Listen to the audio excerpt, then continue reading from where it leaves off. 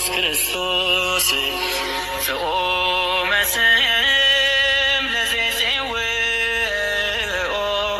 ኢየሱስ ክርስቶስ ህብስተ ሕይወት ለዘይበልዖ ኢየሱስ ክርስቶስ ጽዋ መድኃኒት ለዘይሰትዮ ከመ ይባርኩነ ይፈኑ አራው ለጸባኢነ ይጽብኦ ወልተሁ ነሲኦ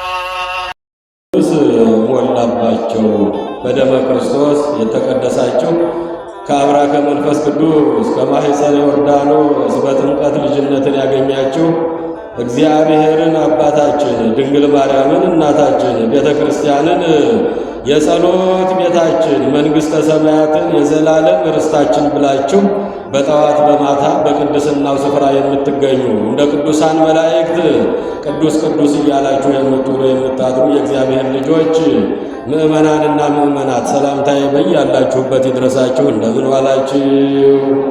እንደምን ሰነበታችሁ? እንደምን ሰነበታችሁ?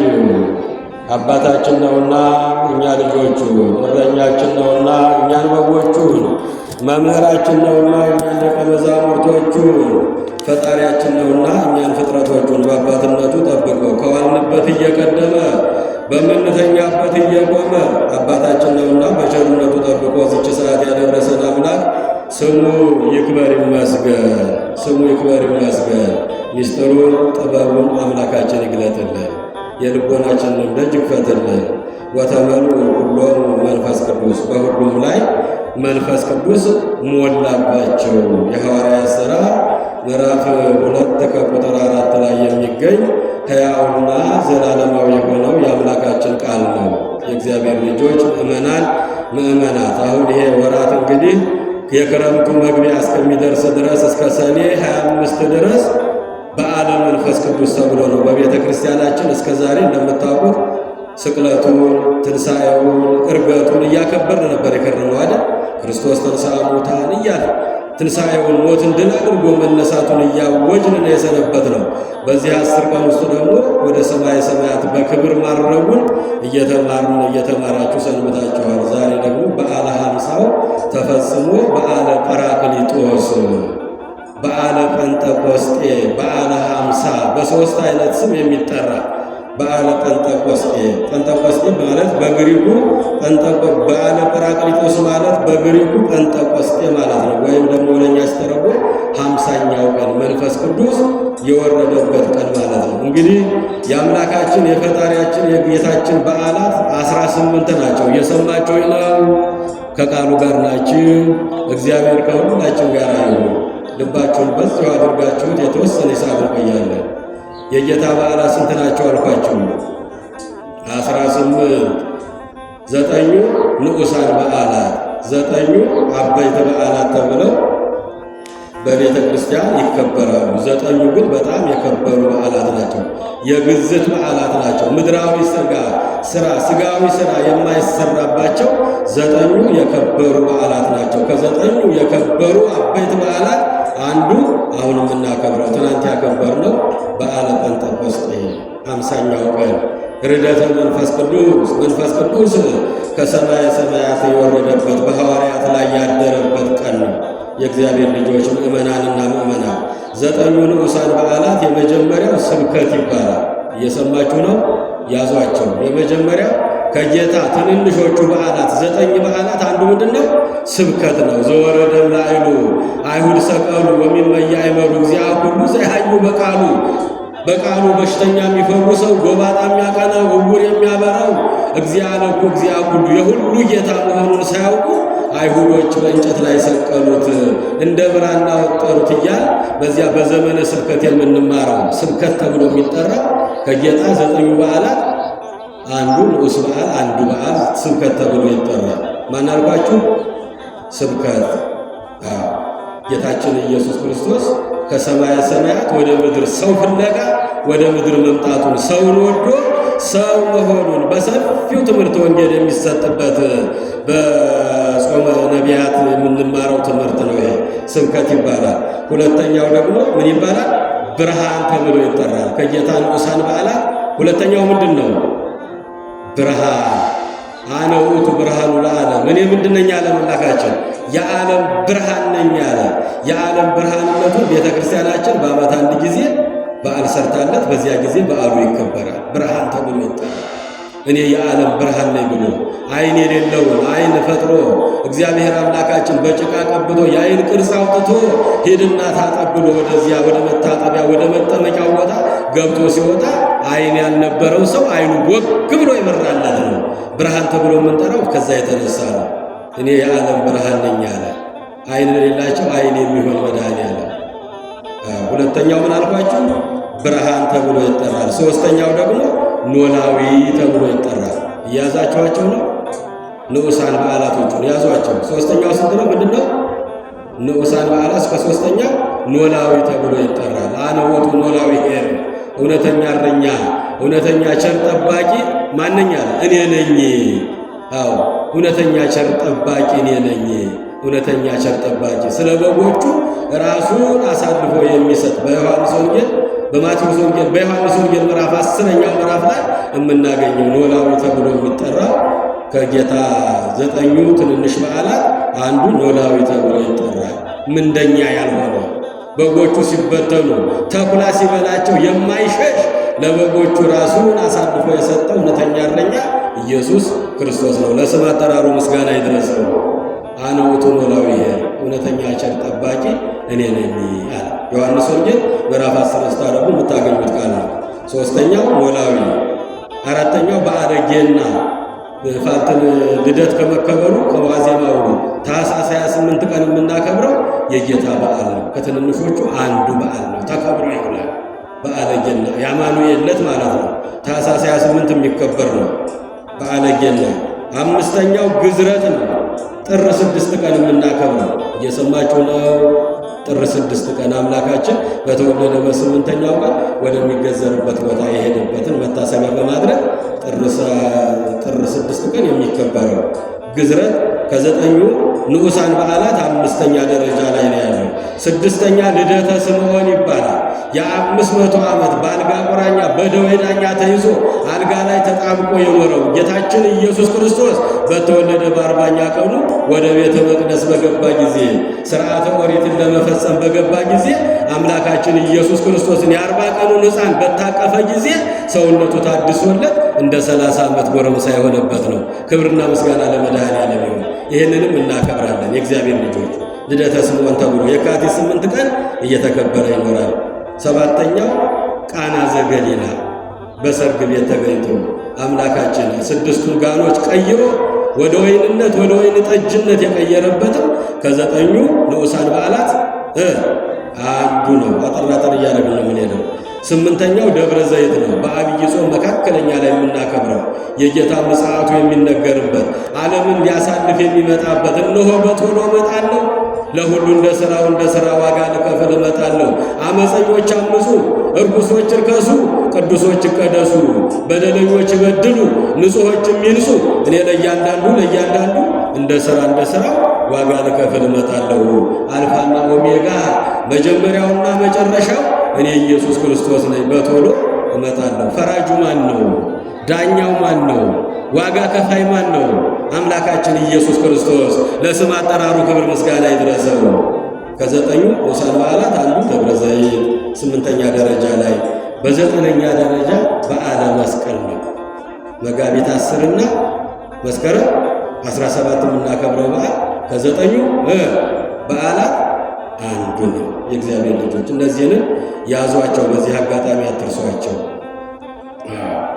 ከ9ኙ አባይ ንዑሳን በዓላት እነዚህ ናቸው። ስብከት፣ ብርሃን፣ ኖላዊ፣ በዓለ ገና፣ ግዝረት፣ ልደተ ስምዖንና ቃና ዘገሊላ።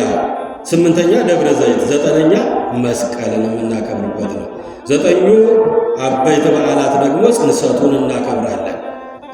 ሰማይና ምድር የማይችለው አምላክ በድንግል ማርያም ማኅፀን ማደሩን እያሰብን እፎ ማኅፀነ ድንግል ጾሮ ሰማይ ወምድር ዘኢያገምሮ፣ ሰማይ ምድር የማይችለው ጌታ በድንግል ማርያም ማኅፀን ተወስኖ ቅዱሳን የሰማይ መላእክት በሆዷ ውስጥ ሆነው ምስጋናውን ቅልጥ ሲያረጉት፣ ሲያመሰግኑ፣ ሲዘምሩ፣ ሲቀድሱ ድንግል ታደንን ርእሳ መንገለ ከርሳ ወትሰምዕ ቃለ ቅዳሴ እናታችን እግዝእትነ ማርያም አንገቷን ዘንበል አድርጋ ሆዷ ውስጥ ያለውን ምስጋናና ዝማሬ ትሰማ ነበረ።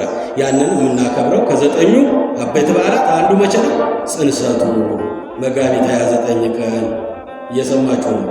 ጽንሰቱን እናከብራለን። በሁለተኛ ደረጃ ልደቱ ከሰማይ መውረዱን ከድንግል ማርያም መወለዱን ራሱን ዝቅ ማድረጉን በከብቶቹ በአህዮቹ በላሞቹ መካከል መገኘቱን ትሕትናውን ቸርነቱን ደግነቱን ፍቅሩን እያሰብ ከ9ኙ አበይት በዓላት ጽንሰቱ፣ ሁለተኛ ልደቱ፣ ሦስተኛ ጥምቀቱ፣ በማየ ዮርዳኖስ በእደ ዮሐንስ መጠመቁ በማቴዎስ ወንጌል ምዕራፍ 3 ላይ የምናገኘው ቃል ጌታችን አምላካችን ራሱን ዝቅ አድርጎ ክብሩን ዝቅ አድርጎ በባሪያዎች በዮሐንስ እጅ መጠመቁን ዕዳ በደላችንን መደምሰሱን ማያትን መቀደሱን አፍላጋትን መቀደሱን የምናስብበት ከ9ኙ አበይት በዓላት በሦስተኛ ደረጃ ጥምቀቱ፣ በአራተኛ ደረጃ ደብረ ታቦር በማቴዎስ ወንጌል 17ኛው ላይ የምናነበው ቃል ብርሃነ መለኮቱን የገለጠበት ሦስቱን ሐዋርያት ከምድር ይዟቸው ወደ ተራራ ወጣ። ሁለቱን ደግሞ ከብሔረ ሕያዋን ኤልያስን ከብሔረ ሙታን ከሙታን መካከል ነቢየ እግዚአብሔር ሙሴን አስነስቶ በዚያ በደብረ ታቦር ላይ ብርሃነ መለኮቱን የገለጠበት በዓለ ደብረ ታቦርን በአራተኛ ደረጃ ምን እንለዋለን? እናከብረዋለን። አትሉም እንዴ? የላችሁም እንዴ? እዚህ አይደላችሁም እንዴ? አራትህም እዚሁ ነው እንግዲህ የላችሁም። እዚሁ መሆን ነው የሚሻለው። እዚሁ ነው የእግዚአብሔር ልጆች በዓለ ደብረ ታቦርን እናከብረዋለን። በአምስተኛ ደረጃ ሆሳዕናን እናከብራለን። ከ9ኙ አበይት በዓላት በስንተኛ ደረጃ ላይ? በአምስተኛ ደረጃ ላይ እናከብራለን። በስድስተኛ ደረጃ ስቅለቱን እናከብራለን። መከራውን፣ ግርፋቱን፣ ስቅላቱን፣ ምራቅ ሲተፋበት፣ በጡጫ በርግጫ መመታቱን፣ ልብሱን መገፈፉን፣ በችንካር መመታቱን፣ በጦር መወጋቱን፣ የሾህ አክሊል መድፋቱን፣ መራራ ሐሞት መጠጣቱን፣ ስለኛ ራሱን አሳልፎ መስጠቱን በዓለ ስቅለቱ ከ9ኙ አበይት በዓላት አንዱ ነው። በስድስተኛ ደረጃ ላይ በሰባተኛ ደረጃ ትንሣኤውን ሞትን ድል አድርጎ መቃብርን ክፈቱልኝ መግነዝ ፍቱልኝ ሳይል አምላካችን መነሳቱን በሲኦል ያሉ ነፍሳትንም እለ ውስተ ሲኦል ጻኡ ወእለ ውስተ ጽልመት ተከሰቱ።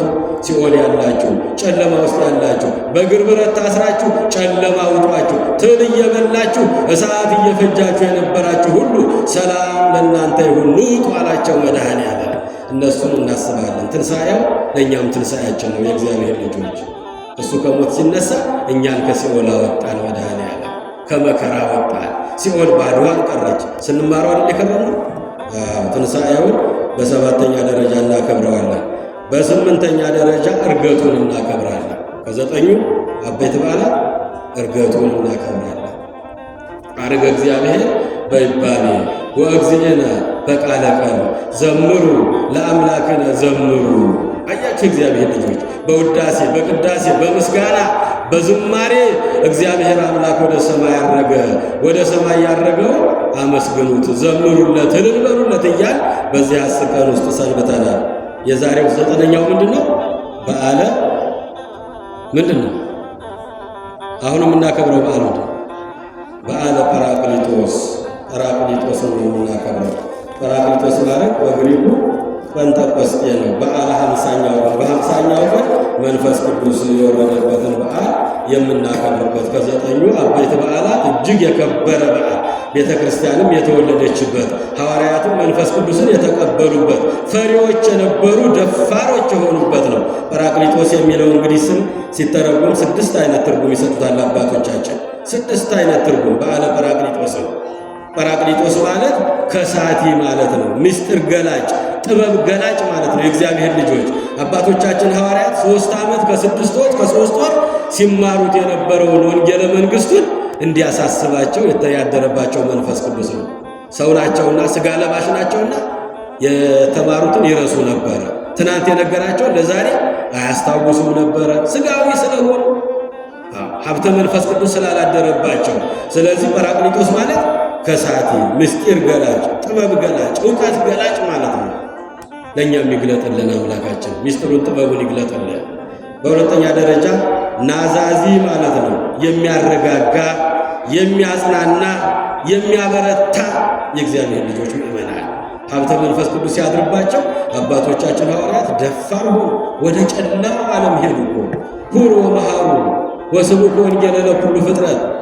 አያችሁ፣ ወደ ዓለም ሁሉ ሂዱ፣ ወንጌልን ለፍጥረት ሁሉ ስበኩ፣ ያመነ የተጠመቀ ይድናል በሉ፣ ያላመነ ያልተጠመቀ ይፈረድበታል በሉ ያላቸው ትዝ አላቸውና ሀብተ መንፈስ ቅዱስ በላያቸው ላይ ሲያድርባቸው ሁሉም ለስብከት የወጡበት ነው። የእግዚአብሔር ልጆች ደፋር ያደረጋቸው ነው። ናዛዚ የሚያረጋጋ፣ የሚያጽናና፣ የሚያበረታ ማለት ነው።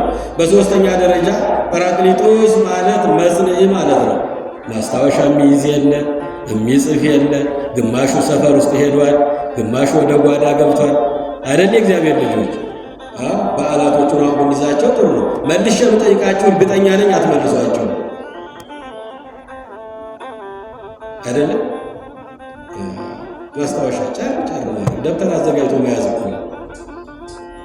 መጽንዒ ማለት ነው። በሦስተኛ ደረጃ መጽንዒ የሚያጸና፣ የሚያበረታ በእምነት በሃይማኖት በመከራ በፈተና።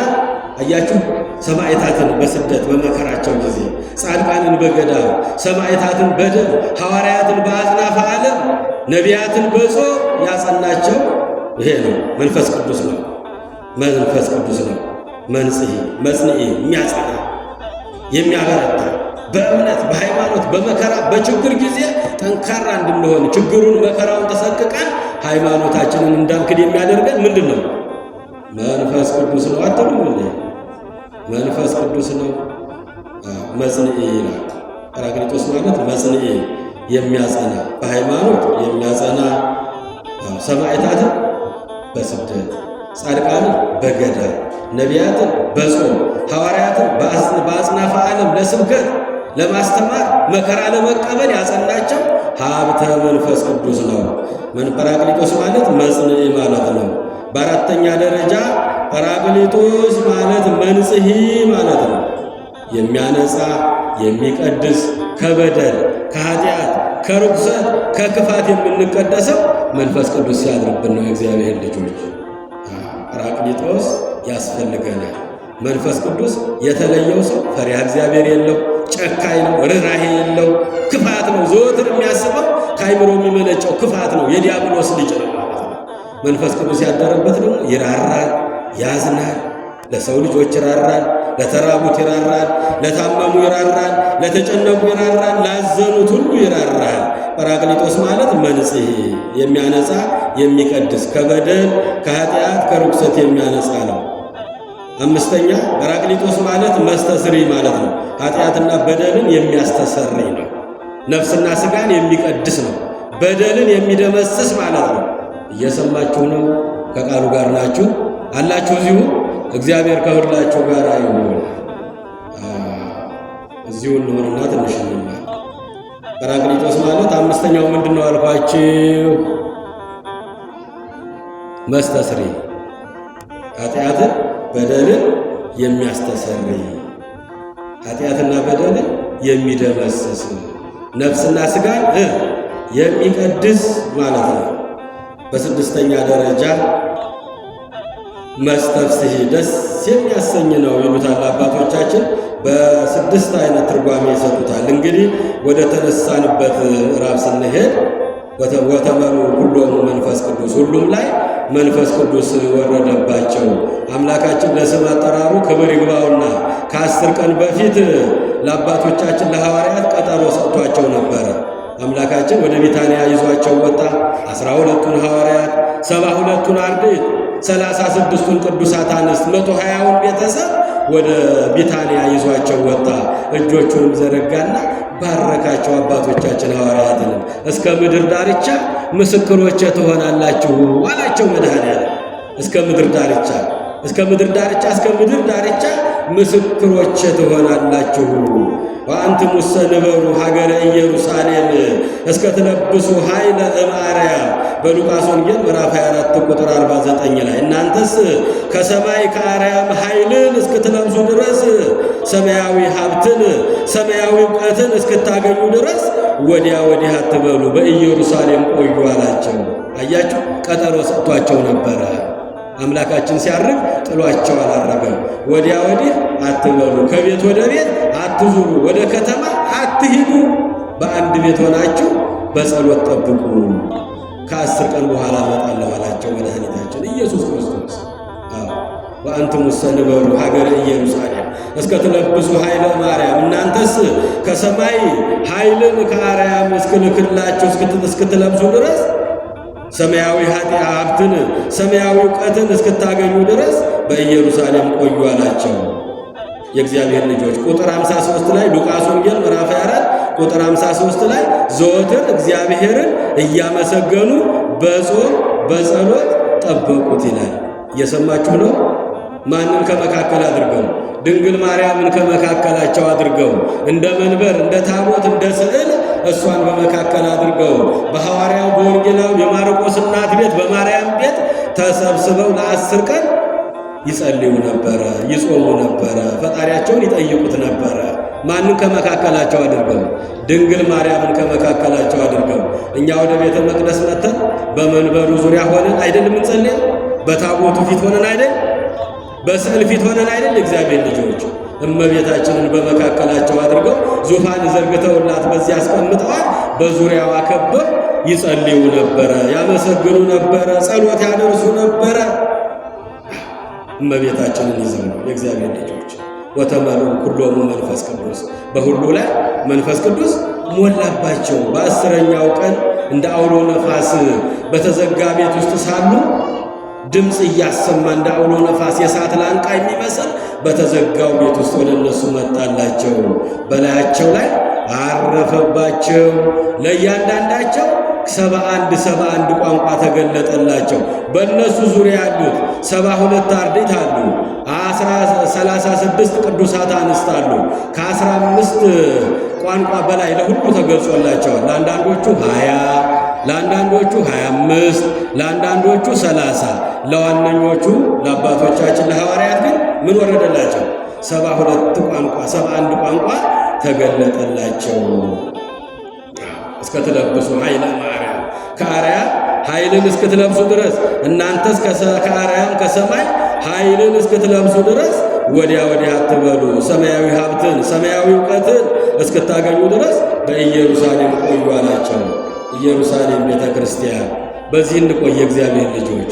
ኢየሩሳሌም ድንግል ማርያም፣ ኢየሩሳሌም ሰማያዊት ኢየሩሳሌም።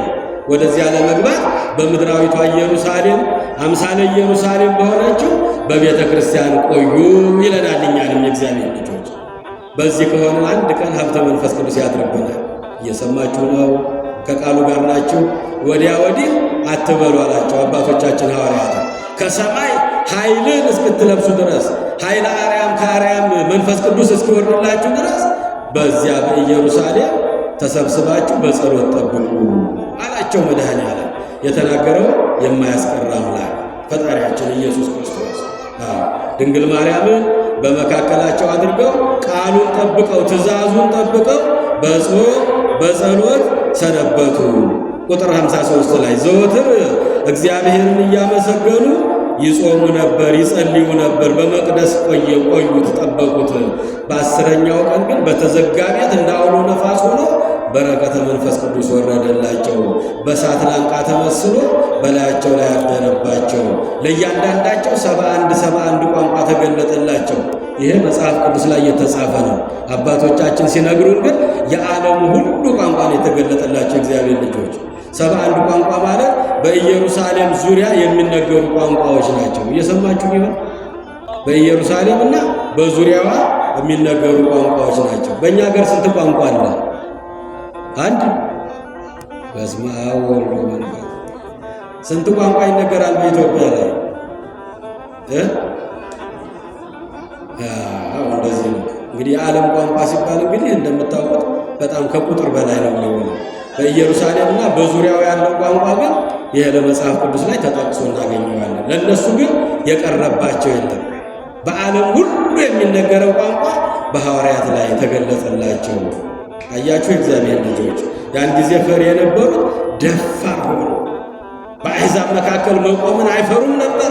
እውነት ለመናገር ይደፍሩ ነበረ። በዮሐንስ ወንጌል ምዕራፍ 1 ቁጥር በሐዋርያት ሥራ ምዕራፍ 1 ቁጥር 8 ላይ ነገር ግን መንፈስ ቅዱስ በእናንተ ላይ በወረደ ጊዜ ኃይልን ትቀበላላችሁ፣ እስከ ምድር ዳርቻ ምስክሮቼ ትሆናላችሁ ብሏቸው ነበርና ያን ጊዜ ኃይለ መንፈስ ቅዱስ በላያቸው ላይ ወረደባቸው። መንፈስ ቅዱስ ሲወርድልን ብዙ ምስጢር ይገለጥልናል። የእግዚአብሔር ልጆች ኤልሳቤጥን እናስባት አይደለም? ኤልሳቤጥን በሉቃስ ወንጌል ምዕራፍ 1 ቁጥር 41 ላይ ኤልሳቤጥም የማርያምን ድምፅ በሰማች ጊዜ በእሷ ላይ መንፈስ ቅዱስ ምን አለባት? አደረባት። የማን ድምፅ በሰማች ጊዜ? የድንግል ማርያምን ድምፅ ኤልሳቤጥ አክስቴ እንዴት ነሽ ባለቻት ጊዜ የእመቤታችን የድንግል ማርያምን ድምጿን በሰማች ጊዜ በኤልሳቤጥ ላይ መንፈስ ቅዱስ አደረባት። የጌታዬ እናት ወደ እኔ ትመጭ ዘንድ እንዴት ይሆንልኛል? ቡርክት አንቲ እምአንስት ወቡሩክ ፍሬ ከርስኪ፣ አንቺ ቡርክት ነሽ፣ የማኅፀንሽን ፍሬ የተባረከ ነው። አባቶቻችን ሐዋርያት ድንግል ማርያምን በመካከላቸው አድርገው በመጾማቸው በመጸለያቸው በረከተ መንፈስ ቅዱስ ወረደባቸው። 71 ቋንቋና ከዚያ በላይ ተገለጠላቸው። እግዚአብሔር ልጆች እናታችን ቅድስት ኤልሳቤጥ ድንግል ማርያምን ባየች ጊዜ ድምጿን በሰማች ጊዜ መንፈስ ቅዱስ በእሷ ላይ ወረደባት። በሉቃስ ወንጌል ምዕራፍ 1 ቁጥር 41 ላይ መንፈስ ቅዱስ እንዲህ ነው። እውነተኛው መንፈስ እንዲህ ነው። መንፈስ ቅዱስ ሁሉ አንድ እንዳይመስላችሁ፣ መንፈስ ርኩስም አለ። ይሄ የሚያስጓራ የሚያስጨፍር በየአዳራሹ ሰብስቦ የሚያስደፋቸው አይታችኋል አይደለ? መንፈስ ርኩስ ይባላል። ሀብተ መንፈስ ቅዱስ ደግሞ የተሰወረውን ይገልጣል። በሐዋርያት ላይ አደረባቸው። በ36ቱ ቅዱሳት አንስት ላይ መንፈስ ቅዱስ አደረባቸው። በ72ቱ አርድእት ላይም መንፈስ ቅዱስ አደረባቸው። ያን ጊዜ አባቶቻችን ሐዋርያት እንግዲህ ወደ ዓለም ሁሉ ከመበተናችን በፊት በጾም ሥራ መጀመር አለብን ብለው ጾም መጾም ጀመሩ። እየሰማችሁ ነው። ዛሬ ምንድነው የገባው ጾም? የሐዋርያት ጾም ነው። ከሰባቱ አጽዋማት አንዱ ከ7 ዓመት በላይ ያለ ሁሉ ሊጾመው የሚገባው። አንዳንዶች እንደሚሉት የካህናት የዲያቆናት ጾም ነው የሚሉት አይደለም። የእግዚአብሔር ልጆች አባቶቻችን የሰሩልን ሥርዓት ድንበር ማፍረስ የለብንም። 7ቱን አጽዋማት ሁሉም ክርስቲያን የሆነ በሕመም የተያዘ በአልጋ ቁራኛ በደዌ ዳኛ ከተያዘ ሰው በስተቀር ሁሉም ሰው ሊጾመው ይገባል።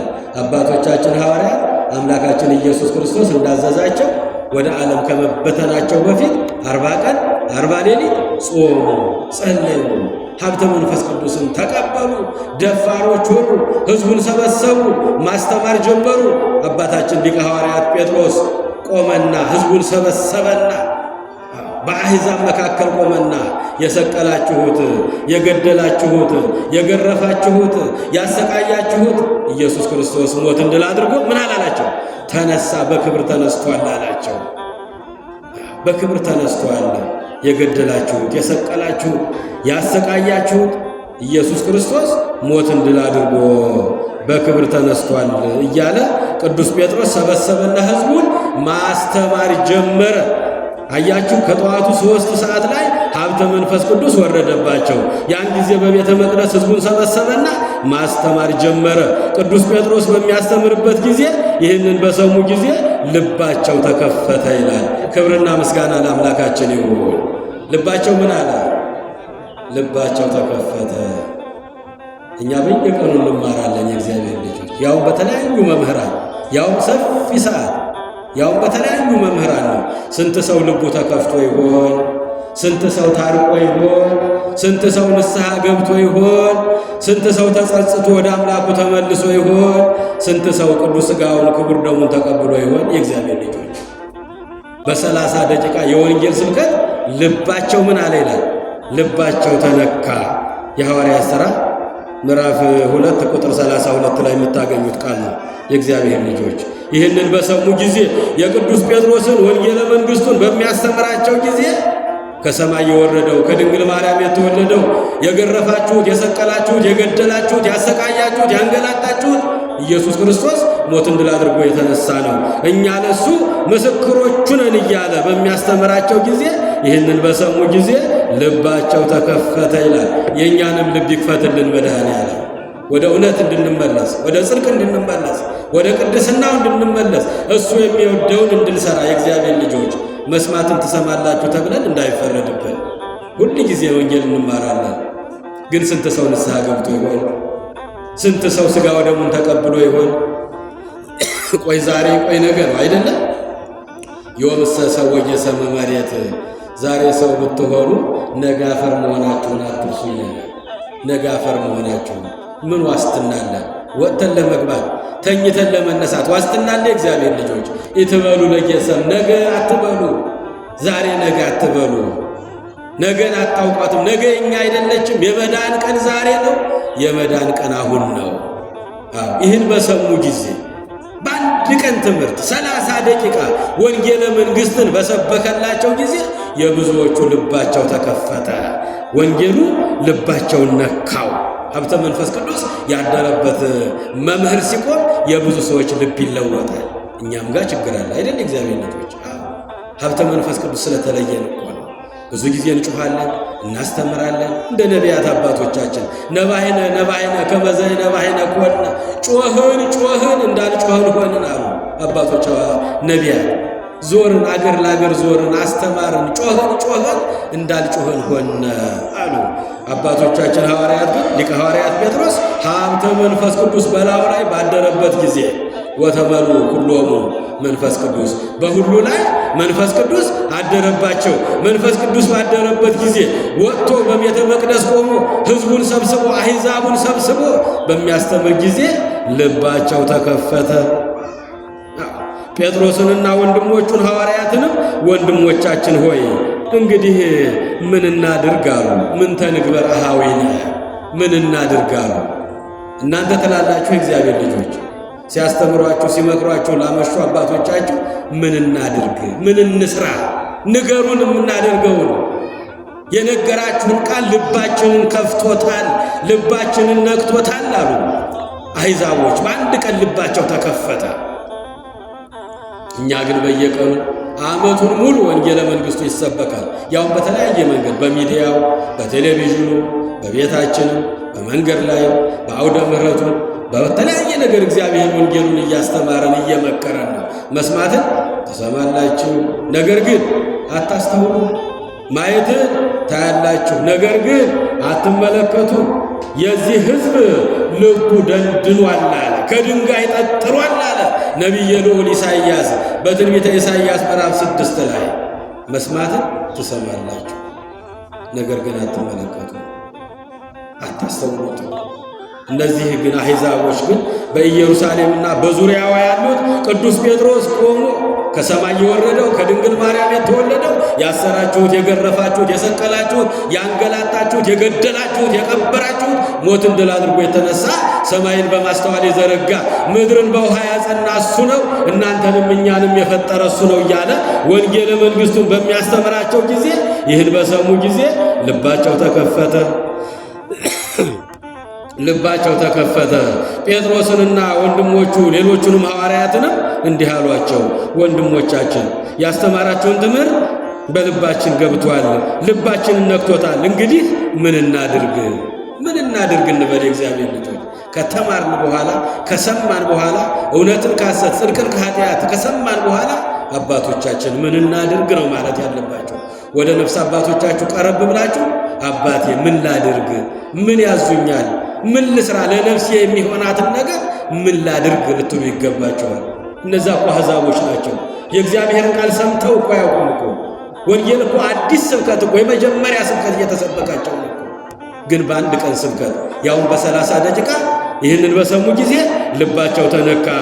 ቅዱስ ጴጥሮስ እግር ላይ ድፍት አሉና ወንድሞቻችን እንግዲህ ምን እናድርግ? ምን እንስራ? ምን ትመክሩናላችሁ? አሏቸው።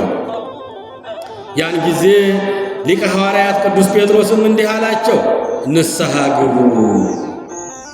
ምን አሏቸው? ንስሐ ግቡ። ወደ እግዚአብሔር ተመለሱ። ተመየጡ ሀቤ ወአነ ይትመየጠክሙ በፍጹም ልባችሁ በልቅሶ በዋይታ በጾም በጸሎት ወደ እኔ ተመለሱ፣ እኔም ወደ እናንተ በምህረት በይቅርታ እመለሳለሁ ብሏችኋልና ንስሐ ግቡ። አሁን ጾም ገብቷል አይደል? እግዚአብሔር ልጆች 50 ቀን ስንበላ ስንጠጣ ስንደሰት ስንዘምር ከርመናል። በእውነቱ ምስጋናው ባይቋረጥም ዝማሬው ባይቋረጥም ጾም አልነበረም አይደለም? አዎ ጸሎቱም በመጠኑ ነበረ። የበረቱ ይመጣሉ፣ ያልበረቱ ደግሞ ብዙ ቀን አይመጡም ነበረ። እንደ እንስሳ ዝም ብለን እንበላ እንጠጣ ነበር። አሁን ግን እያንዳንዳችሁ ምን በሉ አለ? ንስሐ ግቡ። በፍጹም ልባችሁ በልቅሶ በዋይታ በጾም በጸሎት ወደ እግዚአብሔር ተመለሱ። ልባችሁን እንጂ ልብሳችሁን አትቅደዱ፣ እግዚአብሔር መሐሪ ነውና ይምራችኋል አላላቸው ሊቀ ሐዋርያት ቅዱስ ጴጥሮስ። እየሰማችሁ ነው?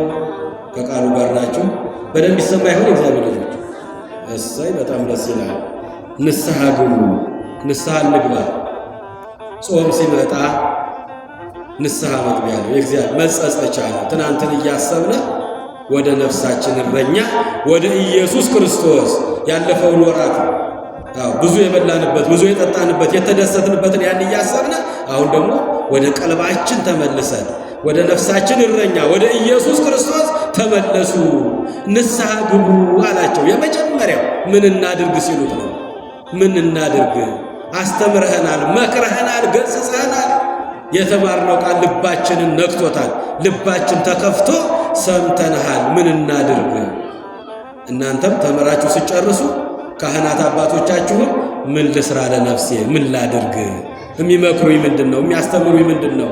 ምን ብሰራ ነው እግዚአብሔር ደስ የሚሰኘው ልንለው ይገባል። የእግዚአብሔር ልጆች ምን እናድርግ? ምን ተንበር አሃዊነ ወንድሞቻችን ምን እንስራ? ንገሩን የምናደርገውን ነገር አሏቸው። እያንዳንዳችሁ ንስሐ ግቡ፣ ንስሐ እንግባ። ጾም ገብቷል። ወደ ነፍሳችን እረኛ ወደ ኢየሱስ ክርስቶስ እንመለስ። ከክፋት ወደ በጎነት፣ ከኃጢአት ወደ ጽድቅ የእግዚአብሔር ልጆች ወደዚህ ተመልሰን ወደ አምላካችን እንቅረብ። ጾም ሲመጣ በዋዛ በፈዛዛ በከንቱ ማለፍ የለበትም። ጾም ትፈውስ ቁስለ ነፍስ። ጾም የነፍስን ቁስል የምትፈውስ መድኃኒት ናት። ጾም ከእግዚአብሔር ጋር የምንገናኝበት ድልድይ ነው። ጾም ወደ ቀልባችን ወደ ልባችን ተመልሰን ከእግዚአብሔር ጋር የምንታረቅበት መንገድ ነውና እኛም ወደ እግዚአብሔር እንመለስ፣ ንስሐ እንግባ። ምን እናድርግ አሉ? ንስሐ ግቡ፣ ሁላችሁም በአምላካችሁ በኢየሱስ ክርስቶስ ስም እመኑና ተጠመቁ፣ ኃጢአታችሁ ሁሉ ይሰረይላችኋል፣ የመንፈስ ቅዱስንም ጸጋ ትቀበላላችሁ አላቸው። አያችሁ፣ እያንዳንዳችሁ ወደ ኢየሱስ ክርስቶስ ተመለሱ፣ እመኑና ተጠመቁ፣ ኃጢአታችሁ ምን ይልላችኋል? ይሰረይላችኋል፣ ይደመሰስላችኋል አላቸው ቅዱስ ጴጥሮስ። መንፈስ ቅዱስ ከወረደበት በኋላ ነው። እንግዲህ መንፈስ ቅዱስ ያደረበት ሰው ቢናገር ይደመጣል። የእግዚአብሔር ልጆች የሚያስተምረው ሰዎችን ይለውጣል። ያለ መንፈስ ቅዱስ እርዳታ ግን ላስተምር፣ ልምከር፣ ልገስጽ ቢባል ፈጽሞ በእውነቱ ፍሬ ልናፈራ አንችልም። ስለዚህ የአባቶቻችን ላይ የወረደው ሀብተ መንፈስ ቅዱስ በእኛም ላይ እንዲያድርብን ወደ እግዚአብሔር መመለስ፣ ቃሉን መጠበቅ ነው። አንትሙሰ ንበሩ ሀገረ ኢየሩሳሌም፣ እናንተስ ወዲያ ወዲህ አትበሉ፣ ወዲያ ወዲህ አትበሉ፣ ከአርያም ከሰማይ ኃይልን እስክታገኙ እስክትለብሱ ድረስ ሰማያዊ ሀብትን ሰማያዊ እውቀት እስኪገለጽላችሁ ድረስ በኢየሩሳሌም ቆዩ። ኢየሩሳሌም የሰላም ሀገር ቤተ ክርስቲያን ሰማያዊት ኢየሩሳሌም። ኢየሩሳሌም በሶስት ትፈታለች። እየሰማችሁኝ ነው? በስንት ትፈታለች አልኳቸው? በሶስት። የመጀመሪያዊቱ ኢየሩሳሌም ምንድን ናት? ቅድስት ንጽሕት ቤተ ክርስቲያን ማኅደረ መለኮት። ሰላም ለኪ ቅድስት ቤተ ክርስቲያን አምሳለ ኢየሩሳሌም ሰማያዊት ተማኅፀንኩ በታቦተ መድኃኔዓለም። እንዲህ ብላችሁ ግቡ። ወደ ቤተ መቅደስ ስትገቡ ከዚያ ከውጭ በር ላይ እጅ ንሷት ቤተ ክርስቲያን ማኅደረ መለኮት ስለሆነች፣ ማኅደረ እግዚአብሔር የእግዚአብሔር ቤት ስለሆነች፣ ቅዱሳን መላእክት እንደ ሻሽ ተነጥፈው እንደ ቅጠል ረግፈው ያሉባት ቦታ ስለሆነ በዋዛ በፈዛዛ በሳቅና በስናቅ ወደ መቅደሱ አትምጡ የእግዚአብሔር ልጆች። ጸሎታችን የሚሰማልን በፈሪሃ እግዚአብሔር በፍርሃት በረዓድ ቤተ ክርስቲያንን ስናከብራት ነው። ሰላም ለኪ ቅድስት ቤተ ክርስቲያን አምሳለ ኢየሩሳሌም ሰማያዊ ተማኅፀንኩ በታቦተ መድኃኔዓለም በታቦተ መድኃኔዓለም ተማጽኝሻለሁ። የኢየሩሳሌም አምሳል የሆንሽ ቅድስት ቤተ ክርስቲያን ሰላም ላንቺ ይሁን ብላችሁ 3 ጊዜ ሰግዳችሁ ግቡ። ከዚያ ከደጃፉ ቆንጆ ስትገቡ እንጂ ዓለማዊ ነገር እያወራችሁ አትግቡ። አንትሙሰ ንበሩ ሀገረ ኢየሩሳሌም፣ እናንተስ ወዲያ ወዲህ አትበሉ፣ አትለያዩ፣ ለየብቻም አትሆኑ። ስብስብ ብላችሁ አብራችሁ ሆናችሁ በጸሎት ጠብቁ። እስከትለብሱ ኃይለ እምአርያም፣ ከአርያም ኃይልን እስክትለብሱ ዕውቀትን ጥበብን እስክታገኙ ድረስ በኢየሩሳሌም ቆዩ እያለ ነው። በመቅደሱ እንቆይ የእግዚአብሔር ልጆች። ይመጣል፣ የቤተ መቅደሱ ባለቤት ይመጣል። ለእያንዳንዳችን ዋጋ ይከፍለናል። ቤተ መቅደስ ገብተን ስንወጣ ብዙ ዋጋ ነው የምናገኘው። የእግዚአብሔር ልጆች መላእክት አሉ፣ መዝጋቢዎች አሉ። ስንወጣ ስንገባ እርምጃችንን ሁሉ የሚያዩ መላእክት፣ ቅዱሳን መላእክት አሉና ቤተ ክርስቲያን የኢየሩሳሌም አምሳል ናት። በኢየሩሳሌም ቆዩ ከአርያም ኃይልን እስክትለብሱ ድረስ አላቸው። በኢየሩሳሌም ስብስብ ብለው በማኅበር ሆነው አንድ ሆነው መጸለይ ጀመሩ።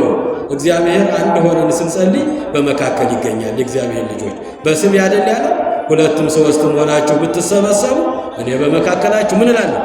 እገኛለሁ። በመካከላቸው ተገኘላቸው። ሀብተ መንፈስ ቅዱስን አወረደላቸው። ወረደ ላዕሌሆሙ መንፈስ ቅዱስ ከመ ዘእሳት ወተናገሩ በነገረ ሁሉ በሐውርት ወረደ ላዕሌሆሙ መንፈስ ቅዱስ ከመ ዘእሳት፣ በእሳት አምሳል በእሳት ላንቃ ተመስሎ ሀብተ መንፈስ ቅዱስ ከሰማይ በላያቸው ላይ ወረደባቸው፣ በላያቸው ላይ አረፈባቸው። ወተናገሩ በነገረ ሁሉ በሐውርት፣ በዓለሙ ሁሉ ቋንቋ ተናገሩ። ፈሪዎች የነበሩት ደፋር ሆኑ። ወጥቶ ወንጌለ መንግሥትን ቅዱስ ጴጥሮስ በሚያስተምር ጊዜ 3000 ሰዎች እግሩ ላይ ድፍት አሉ። ልባቸው ተነካ። ምን እናድርጋሉ? ምን ተንግበር ኀዊነ፣ ወንድሞቻችን ምን እናድርጋሉ? እያንዳንዳችሁ ንስሐ ግቡ አላቸው። እኛም የምናስተምራችሁ ዞሮ ንስሐ ግቡ ነው። ከዚያ ሥጋና ደሙን ተቀበሉ ነው። ከዛ ሙሽራውን ተዘጋጁና ጠብቁት ነው። ድለዋኔክሙ ንበሩ ነው። ሌላ ትምህርት የላትም። ወንጌለ መንግሥት ነው። የእግዚአብሔር መንግሥት ይሄ ነው የሚያስተምረው። የእግዚአብሔር ልጆች ንስሐ ግቡ።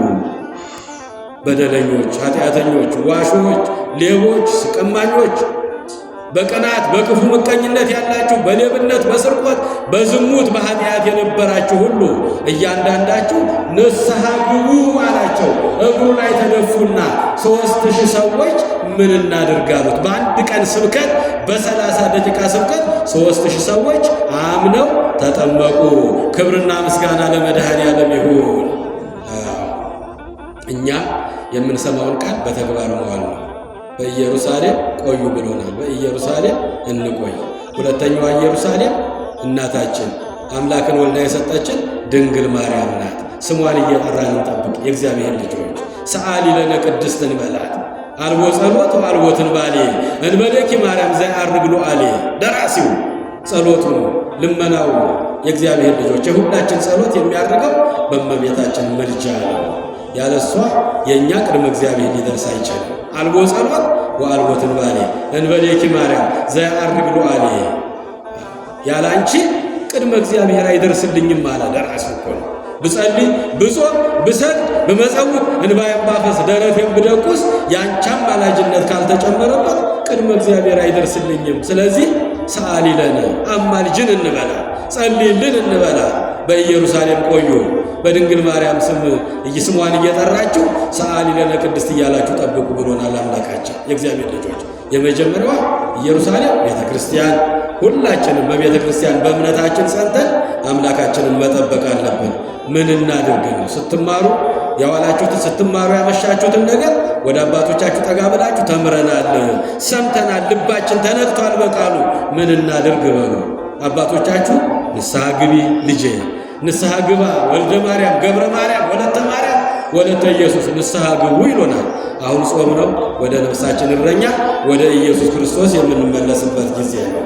አባቶቻችን በአንድ ቀን ስብከት 3000 ሰው አሳምነው ሁሉ በእግራቸው ላይ ተደፍተው ምን እናድርግ አሏቸው። እያንዳንዳችሁ ሁላችሁም ንስሐ ግቡ፣ ሁላችሁም በኢየሱስ ክርስቶስ ስም እመኑና ተጠመቁ፣ ኃጢአታችሁ ሁሉ ይሰረይላችኋል፣ ይደመሰስላችኋል ብሎ ቅዱስ ጴጥሮስ ነገራቸው።